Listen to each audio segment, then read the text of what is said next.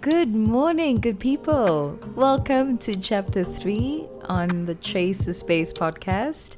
Now available on both Spotify and YouTube. And thank you so much for tuning in. I'd like to pay tribute to one of my favorite people today, my best friend and one of the loves of my life, my twin sister Pumla. Speak a little bit about the unique relationship that we have, not just as twins, but as friends and partners, and the issues of attachment that often surround our relationship. I'm a fraternal twin. Pumla and I are fraternal twins and have been since the 1st of August many years ago. She and I are quite different physically. She's light-skinned, I'm dark. She's slightly shorter than me, and I'm about 5 to 10 centimeters slightly taller than her. She's an extroverted introvert, and I'm more of an introverted extrovert. We are different in similar ways, interestingly enough, which is one of the reasons why we get along as well as we do. And like any other twins, we grew up with a sense of, okay, we were born on the same day. Then we formed this idea of what it means to be a twin, and we consciously and unconsciously live up to that ideal. So you dress the same, you try to behave the same, you try to like the same things, you pick up certain traits from each other.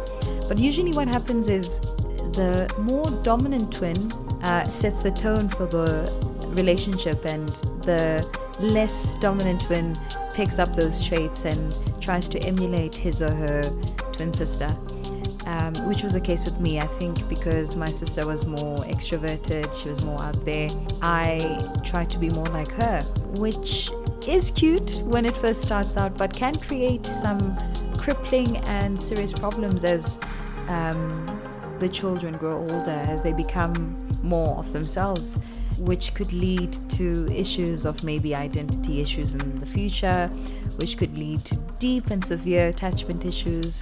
One of the ways my mom tried to address this and maybe fix this or prevent it from becoming a problem was that she would request that our teachers kept us in different classes, that we do different activities and sporting activities. It wasn't a must, but we were in different home clubs in primary schools, so that was one part of it. She also stopped dressing us alike very early in our lives so that we could also find what we liked, what we were interested in, kinds of clothes we liked, colors, hobbies, everything, so that we could find what we liked as individuals, which I think was very important. It was a very small decision, but it made a huge and profound impact on helping us understand ourselves more as individuals. And as it would happen, we realized that we were quite different. My sister was more into the arts and she was very social, whereas I was more introverted and I liked books and staying at home and tinkering with things, wanting to know how things worked and learning how things worked.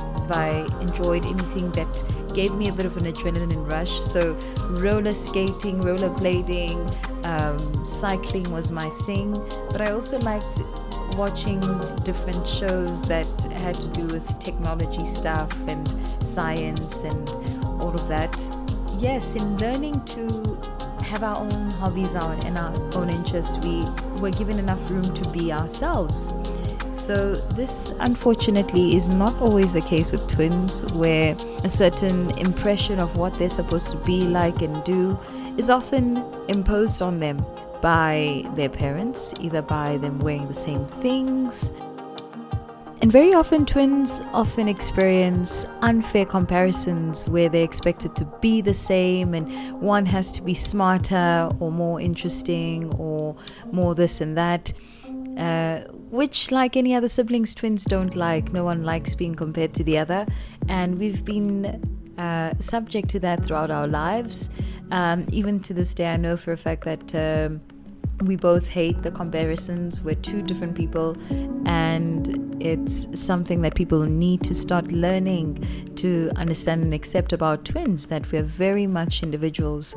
Identical twins have an egg split, so where sperm fertilizes an egg and that egg splits into two, whereas with fraternal twins you have two separate eggs and two separate sperms fertilized, and that's how Pumla and I end up looking very different. But it's also quite interesting because as much as identical twins are identical, it turns out that they don't necessarily have 100% of the same DNA, which is quite interesting. There's a difference in mutations and so on. But yes, we're quite different, as you can imagine, but we have so many similarities, and a lot of those have to do with our attachments with each other. So twins, and I don't know if it's by design or circumstantial or just a coincidence, that they grow up very often being close, very attached to each other.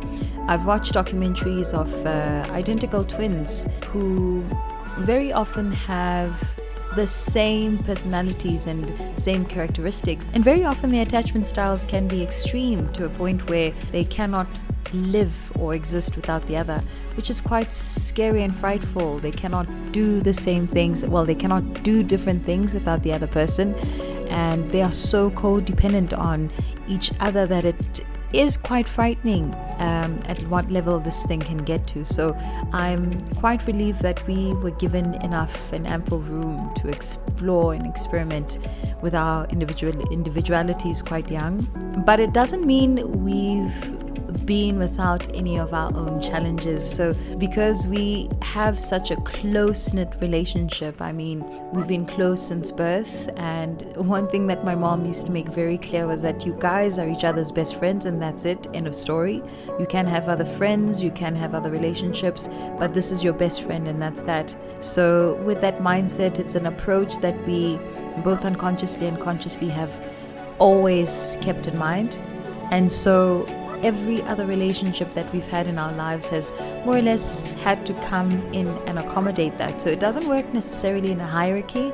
It works where we are both the centers of our worlds and everyone else fits in. So I'm in a circle along the line of where everyone else fits in my sister's life, and the same thing with her.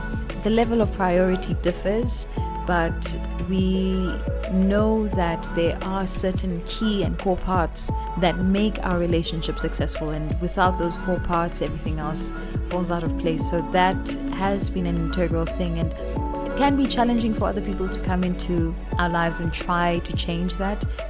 For as long as it's working, I don't think it needs change, because we accommodate all the other relationships in our lives, which I've never seen as a problem. We spend, I guess, enough time with each other, but we still leave ample amounts of time for us to spend with other people. So our attachment has grown from the fact that we both lost our mom at 20 and had to parent each other, in the sense that we had to help each other grow into what we think or thought were adults. We had to build our own family, and we've had to be very decisive and very clear from the get-go of what that meant. And just as equally, we've had to negotiate our roles and our parts in each other's lives as sisters, as friends, as partners, without dictating any terms. Everything had to be specific, from how we ran the household and how much time we spent together and how much time we spent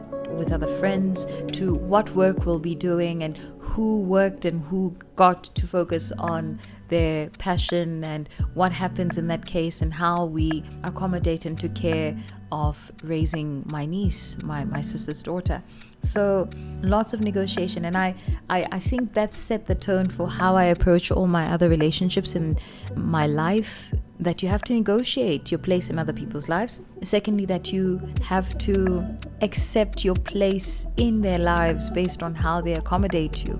We aren't necessarily well, I don't necessarily conform to any specific titles of like, oh, but I'm this and I'm that and I have to be put here. It's a lot of negotiation. When it comes to learning to detach, which means trying not to find yourself in someone else, in what they do and how they live their lives, it's been a continuous work in progress, because we've had our differences when it came to friends and how much time we were spending with each other.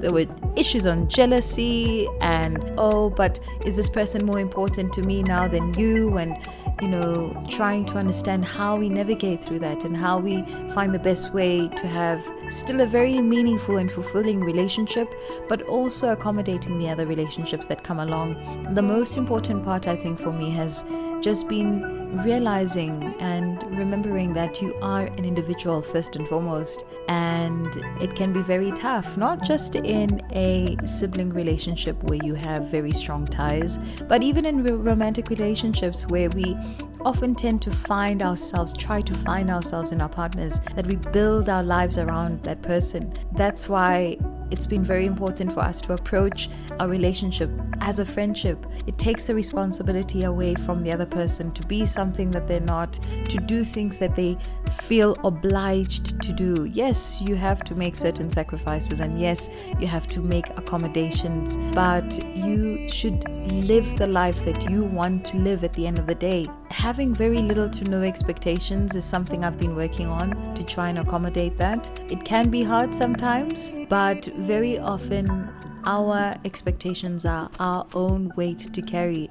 Same thing with relationships. It goes back to just seeing them merely as friendships. Once you take away the need for someone else to do certain things in order to validate you or to validate the relationship, it makes it easier for you to take control of the things that you can. For instance, how you spend time with the person, what you get to do with them, how often you get to see them, and negotiate once again how things work. My sister happens to be one of my favorite people. She is absolutely someone I admire, I adore. I find her to be remarkable in every sense of the word. And as we grow further into our relationship and as we grow older together, I wanted to always remember that she is appreciated more than she knows. I cannot wait. I'm still learning her. We've been friends and partners for 30 years. It's so crazy to think about. And I can't wait to see and how much more we grow into this relationship. All right, I'll stop here for now. Thank you so much for tuning in. If you like it, please subscribe it. Otherwise, I'll check you on the next one. Love you. Thank you. Bye.